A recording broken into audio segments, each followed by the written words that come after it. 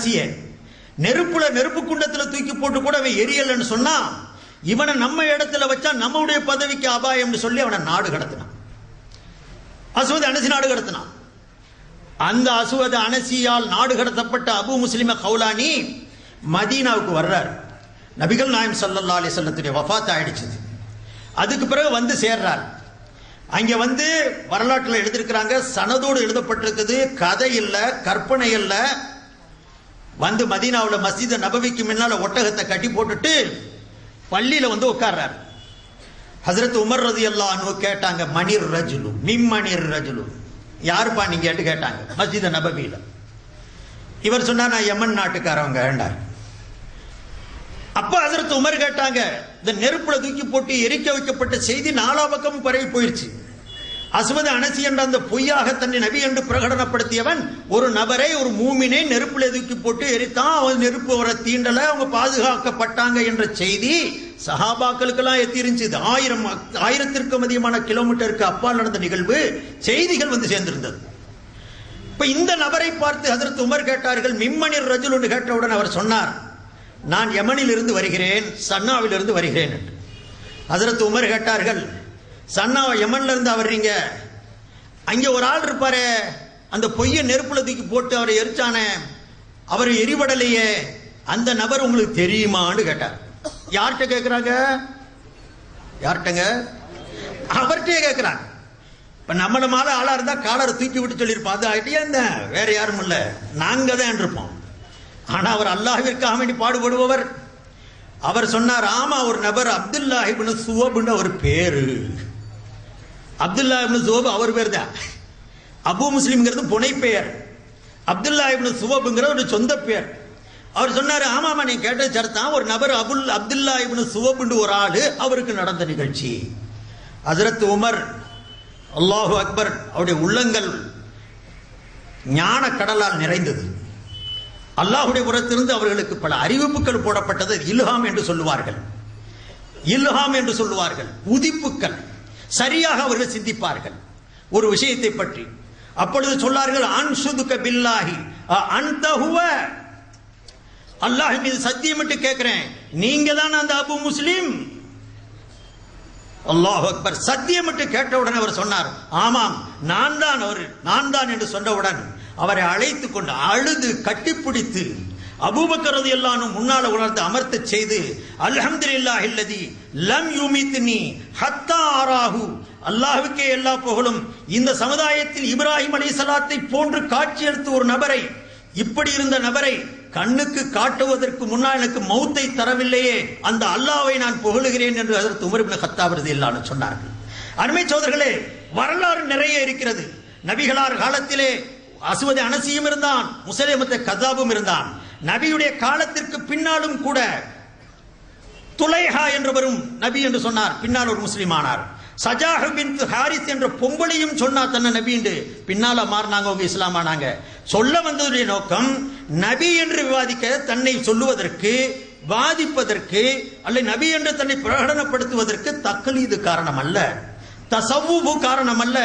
யாருடைய இயல்பை அல்லாஹ் மாற்றி வைத்திருக்கிறானோ, நரகவாதி என்று யார் அல்லாஹ் தீர்மானித்திருக்கிறானோ, அப்படிப்பட்டவர்களை தன்னை தானே நபி என்று பிரகடனப்படுத்தக்கூடிய சூழ்நிலை அல்லாஹ் ஏற்படுத்தி விடுகிறான், அவர்கள் செய்து விடுகிறார்கள்.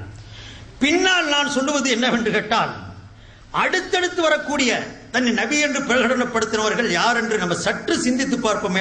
உண்மை வளரும் சோதர்களே, யார் முன்னோர்களுடைய வழிகளை ஃபாலோ செய்தார்களோ, பின்பற்றினார்களோ, அவர்கள் தங்களை நபி என்று சொன்னதில்லை. காதியானியை பற்றி இவர் பெருசாக பேசினார். என்னமோ 9 நாள் ஒரு விவாதத்தில் கலந்தாராம், அவர் அடக்கிட்டாராம் காதியானிகளுடைய கூட்டத்தை. நான் நினைக்கிறேன் அவன் மகா பெரிய பொய்யன், அதை அடக்கணும்னா அதை விட பெரிய பொய்யனா இருந்திருக்கணும். எல்லாம் சரடு விடுறது தான், அடக்கிட்டாராம், வேற யாரையுமே விவாதிக்காம விட்டதில்லை. எங்க பாருங்க, இதெல்லாம் காதியானியுடைய தன்மைய சகோதரர்களே. காதியானி யார் தெரியுமா? இவர் வரலாறு சரியா படிக்காம வந்ததுக்கு மேடை ஏறி பேசிட்டு போயிருக்கிறார். இவர் அவன் இந்த தன்னை நபின்னு சொன்னது எப்போது தெரியுமா? அதையும் சொல்றாரு, ஹனபின்னு சொல்லிக்கிட்டு இருந்தான், அவன் தான் தன்னை நபின்னு சொன்னான். அட ஹனபின்னு சொன்னது ஆரம்பத்துல, நீ எப்படி தன்னை தொண்டியில இருக்கும்போது ஷாஃபின்னு சொன்னியோ, அந்த மாதிரி நான் ஆரம்பத்துல காதியான்ல இருந்து ஹனபின்னு சொன்னான். ஆரம்பத்துல ஹனபின்னு தான் சொன்னான். அப்புறம்தான் ஆரம்பிச்சான் அல்லாஹ் ரசூல் ஆரம்பிச்சான். மதுஹப விட்டான், நெஞ்சில கைய கட்டினான். வரலாற்றில் எழுதுறாங்க 20 ரக்காத்தை 8 ரக்காத்துன்னு சொன்னான். இமாமுக்கு பிறகு துஆ ஓதுறது கூடாதுன்னு சொன்னான். இதெல்லாம் காதியானி செஞ்ச வேலை. அதே வேலையை அண்ணன் செய்யறாரு அப்படின்னு சொன்னா இது ஒரு சின்ன காதியானி. உண்மைதான். எவன் அல்லாஹ் ரசூலுடைய வேதத்தையும் முன்னோர்களுடைய வழியில இருந்து விளங்காமல் தன்னிச்சையாக விளங்க புறப்பட்டானோ அவனெல்லாம் இப்படித்தான் மாறுவான். வாய் பேச தெரிஞ்சு 4 வார்த்தை எழுத தெரிஞ்சிச்சு உடனே மாறுவான். காதியானியை பத்தி பாத்தீங்கன்னு சொன்னா அவன் ஏறத்தாழ 50க்கும் அதிகமான நூல்கள் பெரிய வால்யூம்கள்ல 10 20 வால்யூம்கள் எழுதியிருக்கிறான். அண்ணே அதே மாதிரி எழுதி தள்ளி இருக்கிறார். நானும் 86ல இருந்து நேற்று நூல்கள் எடுத்து பார்த்தேன். எழுதுறது பூரா எப்படி சுயோச்சையா, தன்னிச்சையா, தனக்கு மனசுல வந்தத மார்க்கமா, முன்னோர்களுடைய வழியை விட்டுட்டு புரண்டு போய் எழுதின காரணத்தினாலதான் இத்தனை நபிமார்களையும் கூட விமர்சித்து கடைசியில் என்னிடம் பெருமானார் ஸல்லல்லாஹு அலைஹி வஸல்லம் அவர்களையே வகுத்து கூறு போட்டு அது துன்யாவுல நபி இல்ல, ஆகிரத்து விஷயத்துல தான் நபி, தீனுடைய விஷயத்துல தான் அவரை நபியா ஏத்துக்கிறோம், துன்யா விஷயத்துல ஏத்துக்கிற மாட்டோம்னு சொல்லி வாதிக்கிற அளவிற்கு இந்த கேடுகட்டவர்கள் வந்திருக்கிறாங்கன்னு சொன்னா தன்னிச்சையா செயல்பட்டதான்.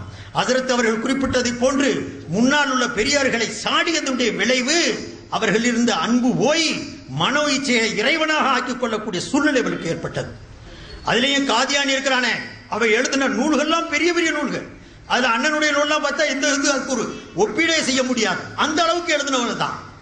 அவனுக்கு காதியானி நபின்னு மாறினதுக்கு காரணம் என்ன? நேரடியாக திருக்குரானை விளங்க ஆரம்பிச்சதுதான். சஹாபாக்கள் வழியில போகாம, இமாம்களுடைய வழியில போகாம அவன் நேரடியா குரானை ஆய்வு செஞ்சதுடைய விளைவு தான் என்ன ஆச்சு? பேச தெரிஞ்சிச்சு, நல்ல அவனுக்கு உரையாட தெரிஞ்சிச்சு, நிறைய நூல்களை எழுத தெரிஞ்சிச்சு, குரானியை விளங்கிட்டு ஆரம்பிச்சான். இன்னும் சொல்ல போனா அண்ணனுக்கு இருக்கிற ஞானத்தை விட காதியானிக்கு ஏகப்பட்ட ஞானம் இருந்துச்சு. அவன் அரபியுடைய கவிகள் எழுதியிருக்கிறான், ஏராளமான அரபிகள்ல நூல் எழுதியிருக்கிறான். அவன் காதியான் என்று சொல்லக்கூடிய பஞ்சாப்ல இருக்கக்கூடிய ஒரு ஊர்ல பிறந்தவன், கோர்ட்ல கிளர்க்கா இருந்தவன். இந்த அளவுக்கு பேச தெரிஞ்ச உடனே, எழுத தெரிஞ்ச உடனே தான் குரானை நானா விளங்குறேன், அதை விளங்குறதுக்கு இமாம்கள் தேவையில்லை. ஹதீஸ நானா புரிவேன், அதை விளங்குறதுக்கு ஹதீஸுக்கடா வல்லுநருடைய துணை தேவையில்லை என்ற ரீதியில ஆரம்பிச்சவன் தான். ஆயத்தை பார்த்தான், ஒவ்வொன்னா தான் மேல அதை ஒப்பிட ஆரம்பிச்சான். இவங்களுக்கு தெரியாது. அவன் எழுதியிருக்கிறான். அண்ணன் கூட தன்னுடைய அந்த சீடியில ஒரு ஓதி காட்டுறாரு. ஹுவல்லதி பாஸ ஃபில் உம்மீன ரசூலம் மின்ஹும் யத்லு அலைஹிம் ஆயாத்திஹி, அந்த ஆயத்துடைய தொடர்ல வஆகரீன மின்ஹும் லம்மா யல்ஹகு பிஹிம் வஹுவல் அஸீஸுல் ஹகீம். அவன் அர்த்தம் செய்றாங்க. குர்ஆனை தன்னிச்சையா விளங்க ஆரம்பிச்சதனுடைய விளைவு என்ன ஆச்சு? அல்லாஹ் பாஸ ஃபில் உம்மீன ரசூலன், எழுதப்படிய தெரியாத அந்த மக்கா மதீனா வாசிகளுக்கு ரசூல் அனுப்புனான். ரசூல மக்கா வாசிகளுக்கு, ஹிஜாஸ் வாசிகளுக்கு ரசூல முஹம்மது ரசூல் அனுப்புனா. அடுத்த ஆயத்தில் வருது வஆகரீன மின்ஹும், அவர்களில் இன்னும் பல பேரை அல்லாஹ் அனுப்புகிறான். அவன் அர்த்தம் செஞ்சுட்டான். பல பேரை ரசூலுல்லாஹ்வுக்கு பிறகு பல பேரை நபியாக அல்லாஹ் அனுப்புறான். இந்த குர்ஆனுடைய ஆயத்துக்கு நேரடியாக அர்த்தம் செய்ய ஆரம்பிச்சான். அந்த விளங்குனதுனால தன்ன நபின்னு சொல்ல ஆரம்பிச்சான். முகமது நபியோட நுபுவத்துவம் முடியல, நபித்துவம் முடியல. அல்லாஹ் குர்ஆன்ல சொல்றான் பாஸபில் உம்மீன ரசூலன், பாஸபில் உம்மீன ரசூலன் வாஹரீன, ரசூலையும் அனுப்புனா மற்றவர்களையும் அல்லாஹ் அனுப்புறேன், அந்த மற்றவர்கள நானும் ஒருத்தேன். இதான் அவன் செஞ்ச பெரிய விளைவு. அட நீங்கிறடா ரசூலுல்லாஹ்வுக்கு பிறகு ஏராளமான நபி வருவாங்கன்னு இந்த ஆயத்தை கொண்டு அவன் நிரூபிச்சான். அதனாலதான் குர்ஆனை மட்டும் வச்சு முன்னோர்களுடைய வழியை அப்பால் படுத்திட்டு நீ விளங்க ஆரம்பிச்சா மகனை மாட்டிக்கிடுவார், சிக்கிடுவார். யுதில்லு பிஹி கஸீரம் வ யஹ்தி பிஹி கஸீரா. ஹஜ்ரத் இப்னு அப்பாஸ் ரலியல்லாஹு அன்ஹு ராஃபிஸியா ஹாரிஜியாவுக்கு உடனே விவாதத்திற்கு போனாங்க. போற நேரத்தில் ஹஜ்ரத் உமர் ரலியல்லாஹு அன்ஹு கேட்டாங்க, மகனே நீ ஒரு பெரும் மோசமான கூட்டத்தில் விவாதிக்க போறிய, எதை ஆதாரமா வச்சு விவாதிப்பீங்கன்னு கேட்டாங்க. அப்ப ஹஜ்ரத் இப்னு அப்பாஸ் சொன்னாங்க, நான் குர்ஆன்ல ஸ்பெஷலிஸ்ட், குர்ஆனுடைய வியாக்கியானங்கள்ல நான் பெரிய ஒரு தேர்ச்சி பெற்றவன், நபியுடைய புறத்திலிருந்து எனக்கு துஆ இருக்குது, அதனால குர்ஆனை நான் அடிப்படையா வச்சு குர்ஆனை மட்டும் ஆதார பொருளாக்கி நான் விவாதிக்க போறேன்னு சொன்னாங்க. அப்ப ஹஜ்ரத் உமர் அவர்கள் ஒரு அழகான உபதேசம் செய்தார்கள். குர்ஆனை மட்டும் வச்சு நீ ஆதாரம் எடுத்து காட்டினா அவனுங்களும் அதே மாதிரி குர்ஆனுடைய இன்னொரு ஆயத்தை காட்டிடுவான், வேறொரு ஆயத்தை படிச்சு காட்டுவான். நீ ஒரு ஆயத்தை படிப்பீங்க, அவனுக்கு வேறொரு ஆயத்தை படிப்பாங்க, பொதுமக்கள் குழம்பிடுவாங்க. இன்னைக்கு குழம்புறாங்களா இல்லையா? அவனும் ஆயத்து படிக்கிறான், அவனும் ஹதீஸை படிக்கிறான், இந்த ஹஜ்ரத்மார்கள் ஆயத்தை படிக்கிறாங்க, எதை நம்புறதுன்னு குழம்பி போறாங்க. அப்ப ஹஜ்ரத் உமர் அவர்கள் இப்னு அப்பாஸுக்கு சொல்லி அனுப்புனாங்க, வெறும் குர்ஆனை வைத்து நீங்கள் அவருடைய வாதிக்காதீர்கள், வாதம் செய்யாதீர்கள், நபியுடைய வாழ்க்கை முறையை நீங்கள் ஆதாரமாக சொல்லுங்கள். நீங்கள் சஹாபியா இருக்கிறீர்கள், நபியுடைய வாழ்க்கை முறையை பார்த்தவர்கள், அவருடைய ஒவ்வொரு துறையும் மக்களுக்கு மத்தியில் எடுத்து வைத்து விவாதிப்பீர்களே, ஆனால் அவர்கள் பதில் சொல்ல முடியாது, நீங்கள் ஜெயிக்க முடியும். குர்ஆனை மட்டும் நீங்கள் அடிப்படையாக எடுத்து காட்டுவீர்களே, ஆனால் அவர்களும் ஆயத்தை எடுத்து உங்களுக்கு காட்டி விடுவார்கள். இந்த காதியானி சொன்னது மாதிரி தான், ரசூலை அனுப்புவான் மற்றவர்களையும் அனுப்புவான் அல்லாஹ் சொல்லி இருக்கானா இல்லையா? கேட்கிறாம ஏண்டா ஆகரின் என்பதை கொண்டு ரசூலன் என்பதில் ஒட்ட வச்சு அவன் பேசுறான். நம்ம சொல்றது அதுக்கு அர்த்தம் என்ன? முகம்மதை அந்த உம்மியின்களிடத்திலும் எழுத படிக்க தெரியாத ஹிஜாஸ் வாசிகளிடத்திலேயும் அல்லாஹ் நபியா அனுப்பினான், மற்றவர்களுக்கும் முகமதை ரசூலாக அல்லாஹ் அனுப்பியிருக்கிறான். மக்காவாசிகளுக்கும் முகமது நபி ஆக்கியிருக்கிறான். மக்காவாசிகள் அல்லாமல் வாகரீன மின்ஹும் லம்மா யல்ஹகு பிஹிம், இதுவரைக்கும் வராத மற்றவர்களுக்கும் இதே முகமதை நாம் நபியாக்கி இருக்கிறோம் என்பதைத்தான் அங்கே அல்லாஹ் குறிப்பிடுகிறான். இவன் எங்க ஒண்டி வச்சுட்டான்? நபியை அனுப்பியிருக்கிறோம் அல்லாஹ் சொல்றான், ரசூலை அனுப்பியிருக்கிறான், மற்றவர்களையும் அனுப்பியிருக்கிறான், மற்றவர்களுக்காகவும் முகமதை அனுப்பியிருக்கிறான் என்ற அர்த்தத்தை மாற்றி மற்றவர்களையும் நபியாக அனுப்பியிருக்கிறான். அந்த மற்றவர்கள் நான் ஒரு நபின்னா. அப்ப எவனை கேட்டான்? மற்றவர்கள் அனுப்பியிருக்கிறான் தான் சொல்லியிருக்கிறான். ஒன்னே நபியா இருக்கிறான் எங்க சொல்லியிருக்கிறான்? நீ குலாம் அஹ்மது நபின்னு ஓட்டு எங்கேயாவது வந்துச்சா? அந்த மற்றவர்கள் நீ ஒரு ஆளுங்கிறது எப்படி நிரூபணமாகும், ஊர்ஜிதமாகும்? அப்ப சொன்னானா, அதை பாரு, அது ஒண்ணு பெரிய வித்தியாசம் அல்ல. ஈசா அலைஹிஸ்ஸலாமே சொல்லிட்டு போயிருக்கிறாரு, வயதி மின் பஅதி இஸ்முஹு அஹ்மது. ஈசா அலைஹிஸ்ஸலாம் சொல்லிருக்க, எனக்கு பின்னால அஹ்மதுன்னு ஒரு ஆள் வருவாரு, அவர் நபியா வருவார்னு சொல்லியிருக்கிறான். அந்த அஹ்மது நான் குலாம் அஹ்மது, நான் தான் அஹ்மதுன்னா. பாத்தீங்களா குர்ஆனை வச்சு எப்படி விளையாடுனா? இந்த விவாதத்தில் ஒரு ஆள் இருந்தாராம், அவர் பேரு அத்தாவுல்லா. அவர் சொன்னாரா, உன்னை அஹ்மது நீதானா, நான் உன்னை அனுப்பல ஏண்டாராம் அவர். அவன் குலாம் அஹ்மது காதியானி கேட்டானா, அது என்ன சொல்றேன், அவன் ஓம் பேரு குலாம் அஹ்மது, வெறும் அகமதுன்னு அங்க சொல்லி இருக்குது. அந்த அகமது தான் நான் குலாம் அஹ்மதுன்னா, என் பேரு அத்தாவுல்லா, அத்தாவை நீக்கிட்டா நான் தான் அல்லா. நீ முன்பகுதியை நீக்கின மாதிரி நானும் என் முன்பகுதியை நீக்கிட்டேன்டா. வாயை அடக்குனாங்க. இதெல்லாம் வரலாற்று துணுக்கல்ல எழுதப்பட்டிருக்கு சோதர்களே. ஆயத்துக்களை தமது வசதிக்கு ஏற்ப திருப்பியது ஏற்பட்டதனுடைய விளைவுதான் காதியானி வந்தது. முன்னோர்கள் வழியில் அந்த ஆயத்தை விளங்கி இருந்தால், முஃபஸ்ஸிரீனுடைய வழியில குர்ஆனை புரிய ஆரம்பித்திருந்தால், ஹதீஸை விளங்க ஆரம்பித்திருந்தால், நபிகள் நாயகம் ஸல்லல்லாஹு அலைஹி வஸல்லம் சொன்ன வழியில அவர்கள் விளங்க ஆரம்பித்திருந்தால் இந்த மாதிரி வழிகட்டு போயிருப்பார்களா? இல்லை சகோதரர்களே, போயிருக்க மாட்டார்கள். ஆக முன்னால் வந்தவர்களை ஏசி பேசி விமர்சனம் செய்து இவர்கள் கொடுமை செய்து அதற்கு காரணம் தக்லீது தான், காதியானி உருவாவதற்கு தக்லீது, அதை காரியானி உருவாவதற்கு தஸவ்வுஃப் என்று சொல்லி மக்களை திசை திருப்ப பார்க்கிறார்கள். உண்மையில் மனோ இச்சையின் அடிப்படையிலே குர்ஆனுக்கு விளக்கம் சொல்வதும் ஹதீஸுக்கு விளக்கம் சொல்வதும் அதை கடைபிடிப்பதும் தான் இது போன்று பொய்யான நபிமார்களை உருவாக்குவதற்கு காரணமாகும் என்பதுதான் சத்தியமான விஷயம், உண்மையான விஷயம். காதியானிகள் உருவானதற்கும் இதுதான் காரணம், வேறு எந்த காரணம் அல்ல.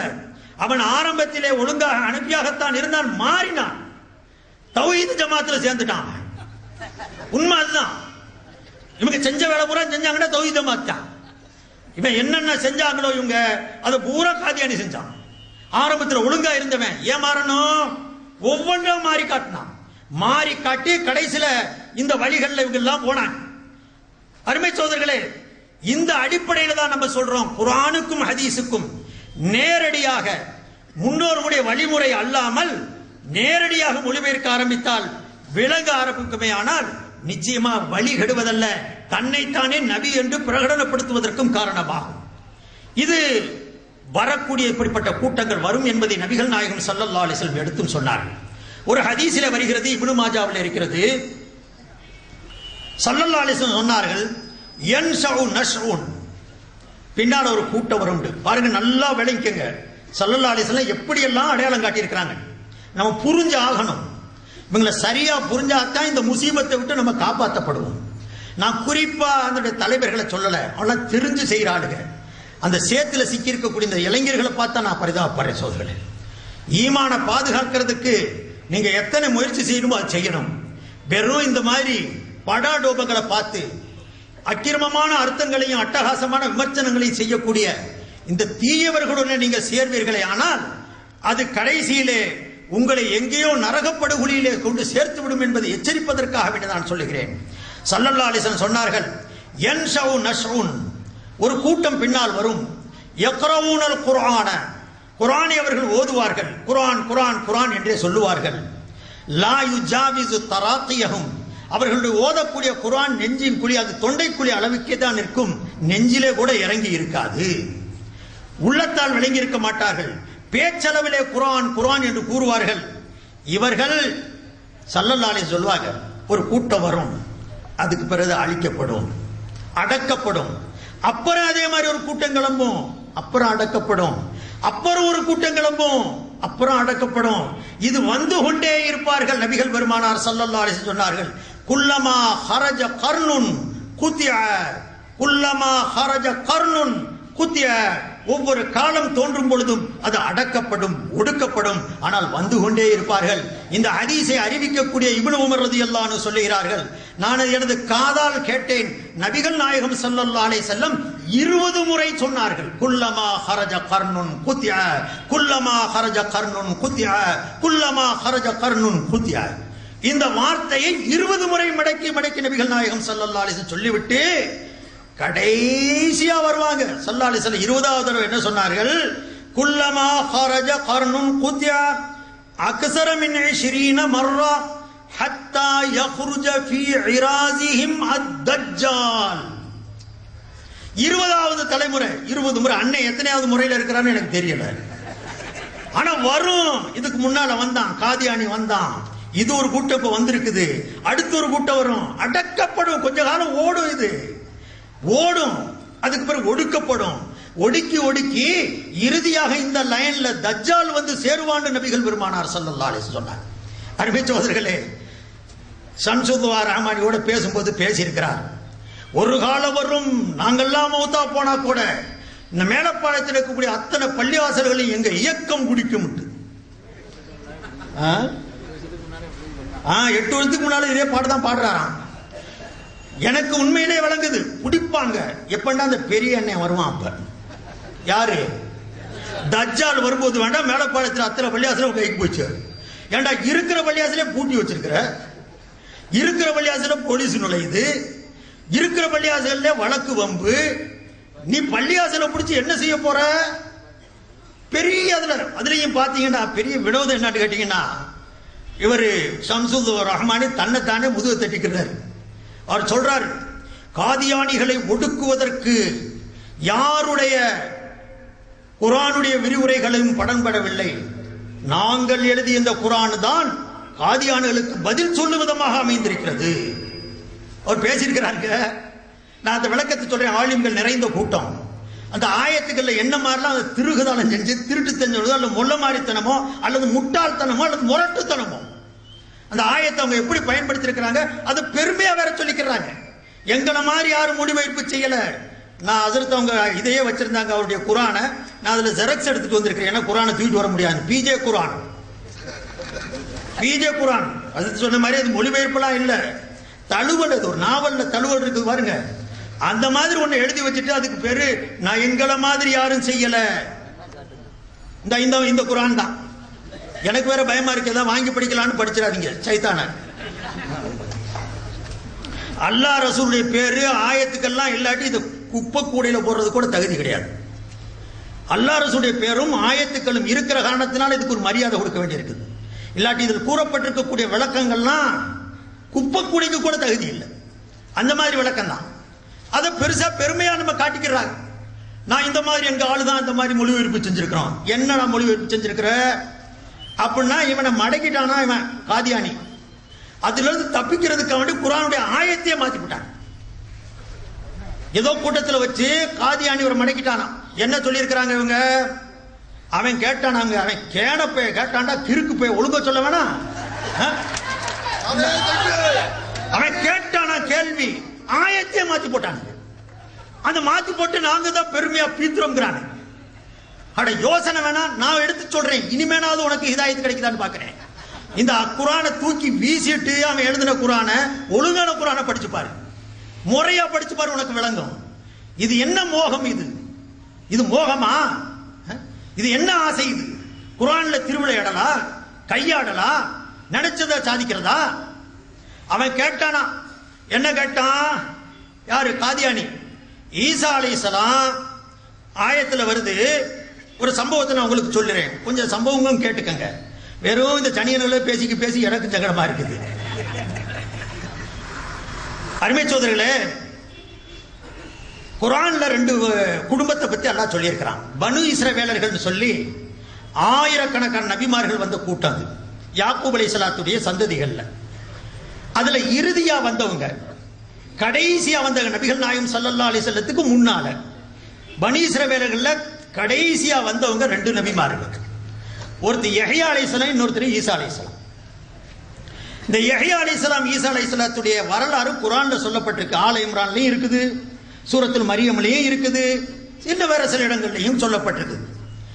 இதுல நான் இந்த சம்பவம் வருது நான் சொல்றேன். ஃபாக்குதா என்கிற நபருக்கு, தண்ணி விடுங்க, ஃபாக்குதா என்ற நபர் இருந்தார். அவருக்கு 2 பொம்பளை பிள்ளை இருந்துச்சு. ஒரு பொம்பளை பிள்ளை பேரு ஹன்னா, இன்னொரு பொம்பளை பிள்ளை பேரு ஈஷாள். அது பைபிள்ல எலிசபெத் இருக்குது, பைபிளுடைய வேதத்தில் எலிசபெத். நம்ம அரபிய வரலாற்று பொம்பளை பிள்ளையை இம்ரான்ங்கிற ஒரு கல்யாணம் முடிக்கிறார். இம்ரான் இப்னு மாசா. ஈஷாள் சொன்ன இந்த எலிசபெத்துங்க கூடிய பொம்பளை பிள்ளையை ஹஜ்ரத் ஜக்கரியா அலைஹிஸ்ஸலாம் கல்யாணம் முடிச்சாங்க.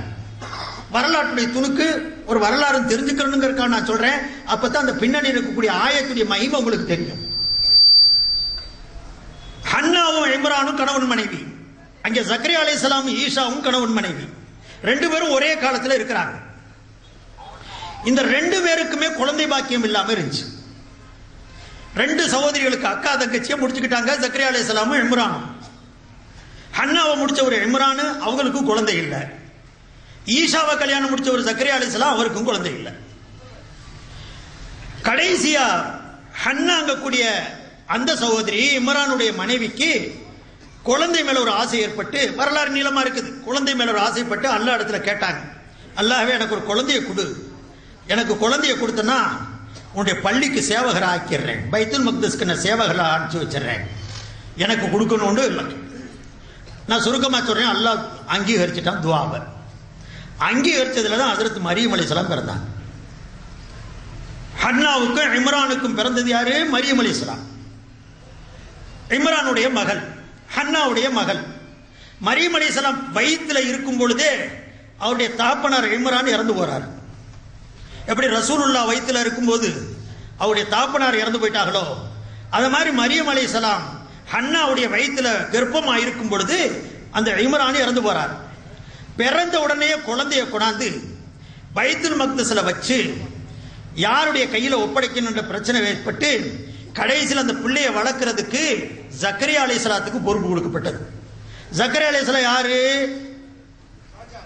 யாருங்க? அவங்களுக்கு என்ன வேணும்? சாச்சா, காலாவுடைய புருஷன், அம்மாவுடைய சகோதரியுடைய புருஷன். மரியம் அலைஹிஸ்ஸலாம் அவங்க கையில ஒப்படைக்கப்படுறாங்க. அவங்கள்ட்ட ஒரு 10 வருஷ காலம் வரைக்கும் அவங்க வளர்க்குறாங்க. ஒரு 10 வருஷம் 11 வருஷம் ஆன போது ஜக்கரியா அலைஹிஸ்ஸலாம் வீட்டுக்குள்ள போறாங்க. எங்க மரியம தங்க வச்சிருந்தாங்களோ அங்கே பல்வேறு விதமான பழங்கள் இருந்துச்சு. அந்த காலத்திற்கு அப்பாற்பட்ட பழம். மாம்பழ காலத்துல மாம்பழம் இருக்கும், கொய்யாப்பழ காலத்துல கொய்யாப்பழம் வரும். ஒவ்வொரு பழங்களுக்கு ஒரு காலம் இருக்கு. மரியம் அலைஹிஸ்ஸலாம் அந்த சாப்பிட்டுக்கிட்டு இருந்த நேரத்தில் காலம் அல்லாத பழங்கள் இருந்துச்சு. நல்லா கேளுங்க. அப்ப இவங்க கேட்டாங்க, யா மரியமு அன்னா லக்கி ஹாதா, மரியம் இந்த காலத்தில் இந்த பழம்லாம் கிடைக்காதே, உனக்கு மட்டும் இந்த பழங்கள்லாம் எங்க இருந்து கிடைக்குது? அப்ப அந்த அம்மா சொன்னாங்க, அல்லாஹ் கொடுக்கணும்னு நினைச்சா காலம் பார்க்கறது இல்லைன்னா, இன்னல்லாஹ யர்சுக்கு மன் யஷாஉ பிகைரி ஹிசாப் கால ஹுவ மின் இன்தில்லாஹ். அல்லாஹ்வுடைய புறத்திலிருந்து கிடைக்குது. அவன் கொடுக்கணும்னு நினைச்சா கணக்கு வழக்கெல்லாம் பார்க்கறது இல்ல, காலம் பார்க்கறது இல்ல, ஆளு பார்க்கறது இல்ல, நினைச்சா கொடுக்குறான். எனக்கு கொடுத்துட்டான்ற உடனே அங்கேதான் ஹதரத் ஹுனாலிக தா ஜக்கரியா ரப்பா. ஜக்கரியா அலைஹிஸ்ஸலாத்துக்கு உள்ளத்துல ஒரு பாடு படிச்சுங்க. அவர் சொல்றாரு, ஆஹா காலம் பார்த்து அல்லாஹ் கொடுக்கறது இல்லையா, நான் கூட வயோதிகள் நிலையில இருக்கிறேன், அல்லாஹ் கொடுக்கணும் தான், இந்த காலம் அதுக்கு தடை இல்லை. அந்த நேரத்தில் ஒரு ரிவாயத்துப்படி ஜக்கரியா அலைஹிஸ்ஸலாத்துக்கு வயசு 120, அவருடைய மனைவிக்கு 98, ஈசாவுக்கு வயசு 98, ஜக்கரியாவுக்கு வயசு 120. இன்னி வகன வாதுமு மின்னி, எலும்பெல்லாம் தோண்டு போயிருச்சு, பல்லு ஆடி போச்சு, வயோதிக நிலை ஏற்பட்டுச்சு. ஆனா மரியமுக்கு காலம் கடந்த நிலையில பழத்தை கொடுக்க முடியக்கூடிய அல்லாஹ் என் வயோதிக நிலையில எனக்கு குழந்தை தர முடியும் ஈமான் வந்துச்சு. அந்த உறுதி வந்த உடனே அல்லாஹ் இடத்துல துவா செய்தார். துவா செய்த உடனே அருமை சகோதரர்களே, அவங்களுக்கு குழந்தை கொடுக்கப்பட்டது. யஹ்யா அலைஹிஸ்ஸலாம் பிறந்தாங்க. நல்ல விளைக்க, இங்க யஹ்யா அலைஹிஸ்ஸலாம் பிறக்கிறாங்க. அங்க மரியம் அலைஹிஸ்ஸலாத்திற்கு 13வது வயசுல ஈசா அலைஹிஸ்ஸலாம் பிறக்கிறாங்க. நான் சுருக்கி சொல்றேன், சரித்திரத்தை கொண்டு வரேன். யஹ்யா அலைஹிஸ்ஸலாம் ஜக்கரியாவுக்கும் ஈசாவுக்கும் பிறக்கிறாங்க. எப்ப பிறக்கிறாங்க? வயோதிக காலத்துல. அப்பாவுக்கு வாப்பாவுக்கு வயசு 120, உம்மாவுக்கு வயசு 98. அல்லாஹ் தன்னுடைய பிரத்யேகமான சக்தியை வெளிப்படுத்தி குழந்தை பாக்கியத்தை அல்லாஹ் கொடுத்தான். அதே விதமாக இந்த பக்கம் ஹஜ்ரத் மரியம் அலைஹிஸ்ஸலாத்துக்கு ஆணுடைய துணை இல்லாமல் தனது வல்லமையை பயன்படுத்தி ஈசா அலைஹிஸ்ஸலாத்தை அல்லாஹ் வழங்கினான். ஈசாவிற்கு ஆணுடைய துணை இல்லாமல் வெறும் தாயாரை வைத்து அல்லாஹ் கொடுத்தான். இங்க யஹ்யா அலைஹிஸ்ஸலாத்தை வயோதிக நிலையிலே, கணவன் வயோதிகம், மனைவியோ மலடு, வக்கான திம்ராத்தி ஆத்திரன், குழந்தையுடைய பாக்கியம் பிறக்கக்கூடிய சூழ்நிலையே இல்லாத மலட்டு தன்மையை கொண்ட பெண்ணு தான். அப்ப யஹ்யா அலைஹிஸ்ஸலாம் பிறந்ததும் இறைவனுடைய குதிரத்தை கொண்டு, வல்லமையை கொண்டு, ஈசா அலைஹிஸ்ஸலாம் பிறந்ததும் இறைவனுடைய வல்லமையை கொண்டு. இந்த இரண்டு பேரும் பனி இஸ்ரவேலர்களில் கடைசியாக வந்த நபிமார்கள். இவர்கள் இரண்டு பேர்களும் அல்லாஹ்வுடைய வல்லமையை கொண்டு உருவாக்கப்பட்டவர்கள், பெற்றெடுக்கப்பட்டவர்கள். இந்த ரெண்டு பேரும் இறைவனுடைய வல்லமையை வெளிப்படுத்தி பெற்றெடுக்கப்பட்ட காரணத்தினால இந்த ரெண்டு பேருடைய நிலையை அல்லாஹ் குர்ஆன்ல விவரிக்கிறான். இல்லாட்டி மனநஜர புஸ்தகம் அல்ல குர்ஆன். மற்ற நபிமார்களுடைய விளக்கங்கள்லாம் அப்படி கரப்படல. இந்த ரெண்டு பேரை பத்தி மட்டும் அல்லாஹ் திருமறையில அழகா சொல்றாங்க. பாருங்க, அழகா சொல்றான். யஹ்யா அலைஹிஸ்ஸலாத்தை பத்தியும் ஹஜ்ரத் ஈசா அலைஹிஸ்ஸலாத்தை பத்தியும் அல்லாஹ் குர்ஆன்ல சொல்லியிருக்கிறான். என்ன சொல்றான்? யா யஹ்யா குதில் கிதாப பிகுவா வஆதைனாஹுல் ஹுக்ம ஸபிய்யா வஹனானம் மின் லதுன்னா வஸகா வகான தகிய்யா வபர்ரம் பிவாலிதைஹி வலம் யகுன் ஜப்பாரன் ஆசியா வஸலாமுன் அலைஹி யௌம உலித வயௌம யமூது வயௌம யுபஅஸு ஹய்யா. யஹ்யா அலைஹிஸ்ஸலாத்தை பற்றி ஒரு பட்டியலை கொடுத்தான். அதே மாதிரி அல்லாஹ்வுடைய வல்லமையினால் பெற்றெடுக்கப்பட்ட ஹஜ்ரத் ஈசா அலைஹிஸ்ஸலாத்தை பற்றி அடுத்து அல்லாஹ் குறிப்பிடுறான். ஹஜ்ரத் ஈசா அலைஹிஸ்ஸலாம் பிறந்தாங்க. எப்ப பிறக்கிறாங்க? மரியம் அலைஹிஸ்ஸலாத்துக்கு 13வது வயசு. ஒரு ரிவாயத்தின்படி அல்லாஹ் சொல்றான், ஆணுடைய துணை இல்லாமல் பிள்ளையை பெற்றெடுக்க போறேன்ட்டு. அம்மா ஆடி போறாங்க. உலகம் என்ன சொல்லும்? கணவன் இல்லாம பிள்ளையை பெற்றெடுத்தா உலகம் என்ன சொல்லும்? எல்லாரும் ஏசுவாங்க, பேசுவாங்களே. உன் வல்லமையை காட்டுறதுக்கு நான் தானா கிடைச்சேன்? ஆச்சா இல்லையா? அல்லாஹ் வல்லமையை வெளிப்படுத்துறதுக்கு மரியம் எடுக்கிறான். மரியமுடைய நிலைமை என்ன ஆகும் மக்கள் மத்தியில? அதே மாதிரி தான் ஆச்சு. அல்லாஹ் சொல்லி காட்டினா வருவான், மக்க கேட்பான், வாய் பேசாத, பேசா நோன்பு வச்சிருக்கேன்னு சொல்லிருக்கு சமிக்கையால. மீறி கேட்பான், பெற்றெடுத்த அந்த பச்சிலம் குழந்தை பால் குடிக்கக்கூடிய பிள்ளைய காட்டிரு, அங்கே கேட்டுக்கேன்னு சொல்லுன்னு அல்லாஹ் சொல்லிட்டான். அன்னை மரியம் பெற்றெடுத்து வர்றாங்க. ஒரு ரிவாயத்தின்படி 3வது நாள் பிள்ளை பெற்றெடுக்கப்பட்டு 3 நாள் ஆச்சு. வெளியே வரும்போது மக்கள்லாம் வெளியே தேடி பிடிச்ச ஆளை பிடிச்சிட்டாங்க. மரியமே, இது என்ன? யா உக்த ஹாரூன் மா கான அபூகி இம்ரா ஸௌஇன் வ மா கானத் உம்முகி பகியா. மரியமே, உங்க அப்பா அம்மாவெல்லாம் நல்ல ஆளுகளா தானே இருந்தாங்க. அவங்கெல்லாம் மோசம் இல்லையே, சோரம் போகலையே, கற்பை இழக்கலையே, நீ என்ன இந்த கதியா போயிட்ட? நல்ல தாய் தகப்பனுக்கு இப்படி புள்ளையா வந்த? ஆணுடைய துணை இல்லாம பெத்தெடுத்துட்டு வந்திருக்கிறியே, விபச்சாரியா போயிட்டியே. அதுதான் கேட்கிறாங்க. மாக்கான அபு கிம்ரா சவைன் வமாக்கான தூமுகி பகையா. அல்லாஹ் வேற சொல்லி அனுப்பிச்சிட்டான். இந்த ஆட்கள்லாம் கேள்வி கேட்கிறாங்க. கேட்ட உடனே அல்லாஹுடைய அந்த கூற்றின்படி மரியம் அலைஹிஸ்ஸலாம் அந்த பச்சை புள்ளைய தூக்கி காட்டாங்க. ஈசா அலைஹிஸ்ஸலாம் என்கிட்ட என்ன கேட்கறீங்க? இந்த புள்ளைய கேளுங்க. கையை காட்டினாங்க. இந்த புள்ளட்ட கேட்டு அந்த கூட்டத்துக்கு இன்னும் கோபம் வந்துச்சு. செஞ்ச காரியம் செஞ்சு போட்டு பால் குடிக்கிற புள்ளட்ட கேள்வி கேட்க வரா சொல்ற. قالوا كيف نكلم من كان في المهد صبيا. பால் குடிக்கிற புள்ளட்ட எப்படி பேச சொல்ற? பேச வரையா சொல்ற? கூட்டம் கொந்தளிச்சு கேட்ட உடனே அப்ப குர்ஆன் சொல்லி காட்டுது. அருமை சகோதரர்களே, அல்லாஹ் சொல்லி காட்டுறான். قال إني عبد الله.